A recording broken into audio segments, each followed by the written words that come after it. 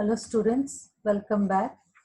Today we are going to start with our new topic, that is Unit 8, that is Biology and Human Welfare.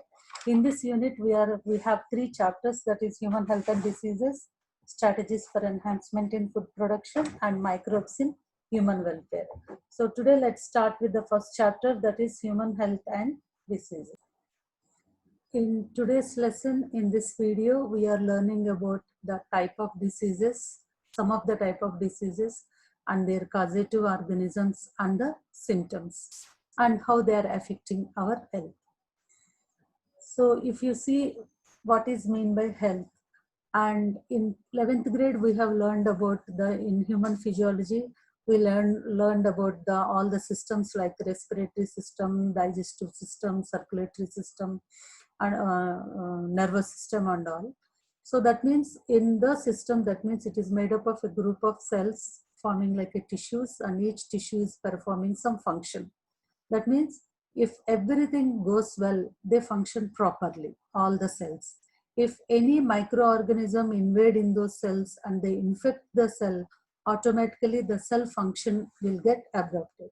So in that case, that we consider it as a disease. That means the disorders. Even we have covered in 11th grade itself the disorders of digestive system and disorders of respiratory system. And this is not only by these will be caused by some microorganisms. That means our health is the one which is getting affected. So what is mean by health? That means what is the definition of the health? It is a state of complete physical, mental and social well-being of an individual. So what is the purpose, what is the use? That means what is the purpose of the health? If you are healthy, you increase your lifespan without any complications. Then how do you maintain your health? It is by taking a nutritious diet and maintaining personal hygiene. Not only personal hygiene, also the environmental hygiene, so that these infectious organisms won't spread from person to person, and also by doing some regular exercises, and also by taking some vaccinations to boost up our immunity. So let us start with the types of diseases and their causative. So what is a disease? So as we already discussed, any malfunctioning of the body or any disorder happened in our body during those metabolic activities, then it is called a disease. So who will cause this disease? All the harmful microbes. So based on that, the diseases are called infectious or non-infectious diseases.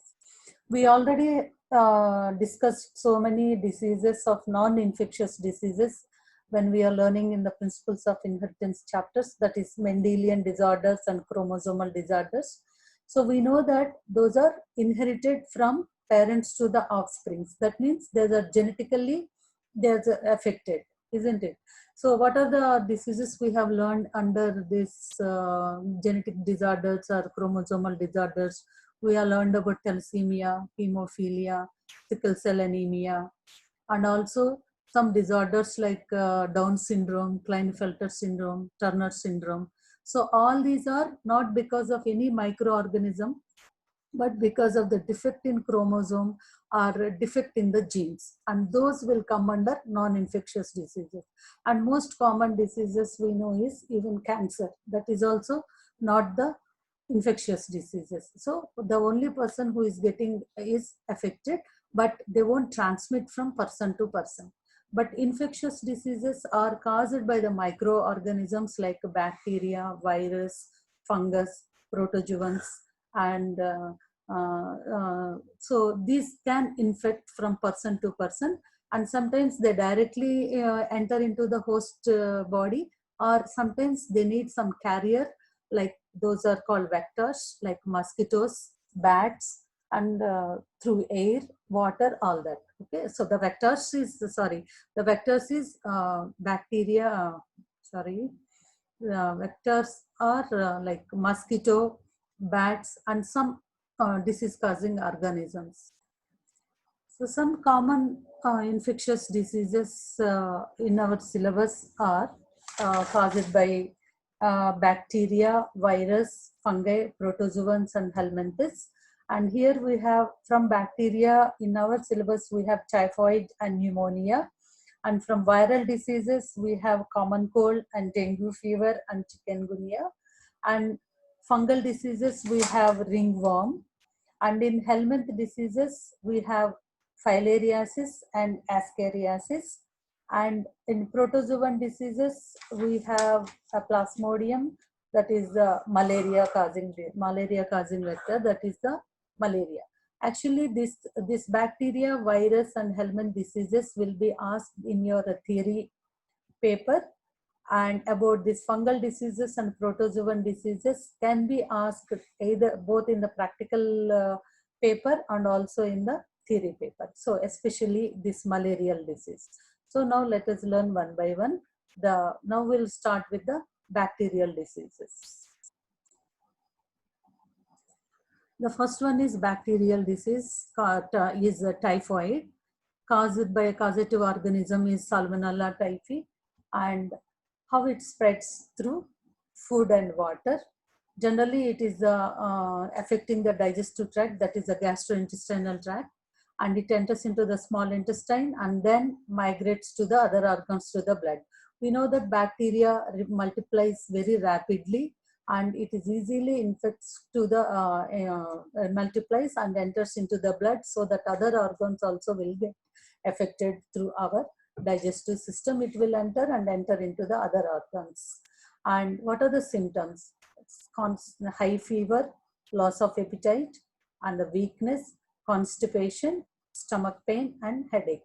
Generally, this typhoid fever, if you get the fever, because there are different varieties of fever, so the typhoid test will be confirmed by the viral test. The next disease is pneumonia. This is also, it is a respiratory disorder. Generally, it is affecting through the lungs. It affects the lungs. You know that the structure of the respiratory system, the alveoli is the place where the exchange of gases takes place from body to the outside atmosphere, carbon dioxide and oxygen transport. And because the lungs, this alveoli are, if they get infected, a fluid is collected in the body, in the alveoli, so that the exchange of gases is not proper. So it decreases the efficiency of the lungs, so that oxygen entry is less, which is basically, it is affecting every cell. If there is no oxygen, the cell cannot perform well. So that's how it is affecting our body. Generally, it is caused by a microorganism caused by this bacteria called Streptococcus pneumoniae and Haemophilus influenza. Generally, how it spreads, like just like corona, what we have learned it, know that it is inhaling by droplets or aerosol from infected persons, and also by sharing all the equipment, the glasses and utensils with an infected person. So what are the symptoms? These are fevers, chills, cough, and headache. The next is viral disease. The most common viral disease is common cold. So we know that if you get attacked with the cold, it lasts for 3 to 7 days generally, because it is actually, this is also a respiratory disease, but it is not affecting the lungs. It is only affecting the respiratory tract, that is like trachea. And it is caused by a group of virus called rhinovirus. So how it spreads? By contaminated objects again, or by cough and sneeze droplets from any infected persons. The same like pneumonia. The symptoms are nasal congestion, sore throat, cough, headache, and tiredness. Now we will, the next one is dengue fever. The causative organism is again, it is a virus. It is called flavivirus. It needs a vector. So the next vector is like a mosquito. Mosquito bite from infected person to a healthy person. And generally it affects mostly infants and children and adults.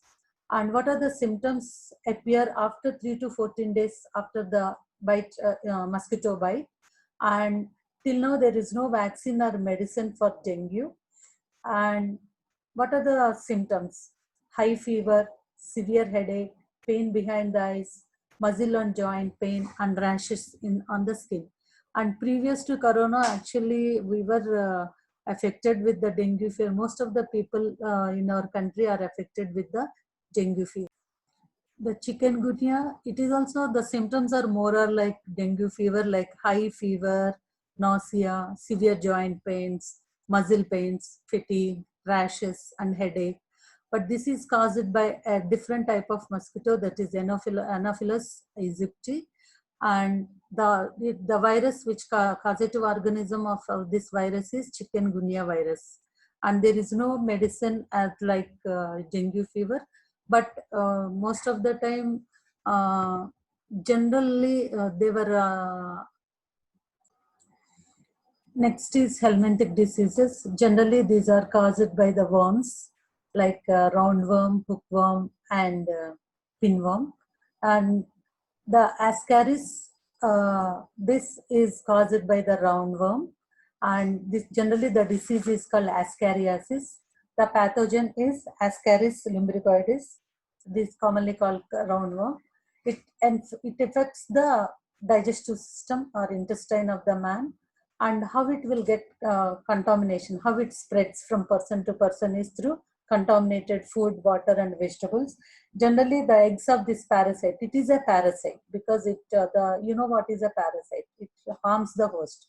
So if it is in the intestine, automatically all the food, whatever the end products of the food, it will get absorbed by this parasite, that is this worm, and the people will become anemic generally. So how it will spread from one person to other person? Through the contaminated water, vegetables, and fruits.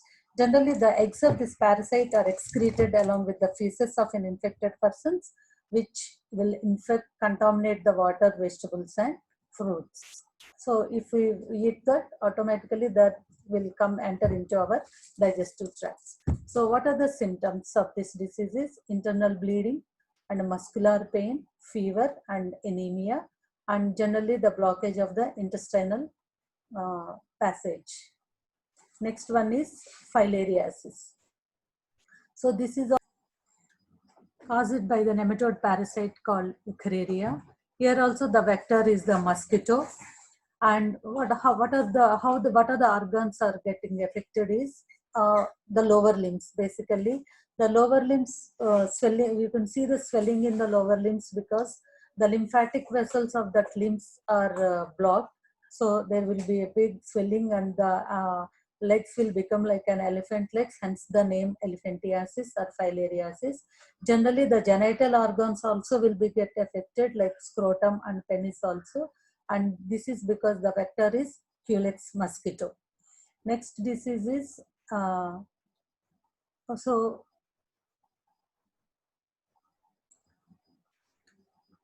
next example for the fungal diseases is ringworm.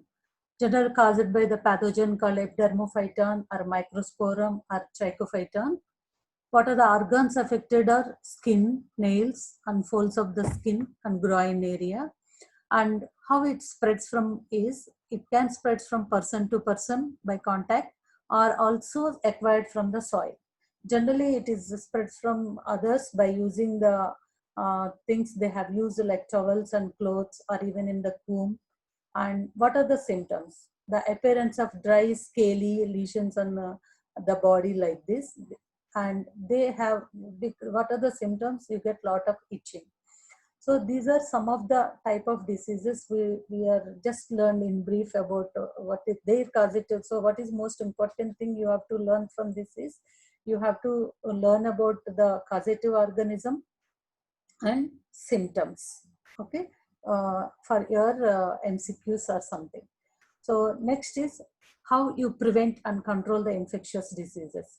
So what is the maintenance of personal hygiene and maintenance of public hygiene and eradicating the vectors? What is meant by personal and public hygiene?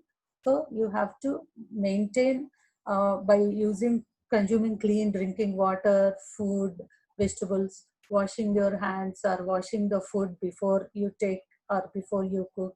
And maintenance public hygiene means you're not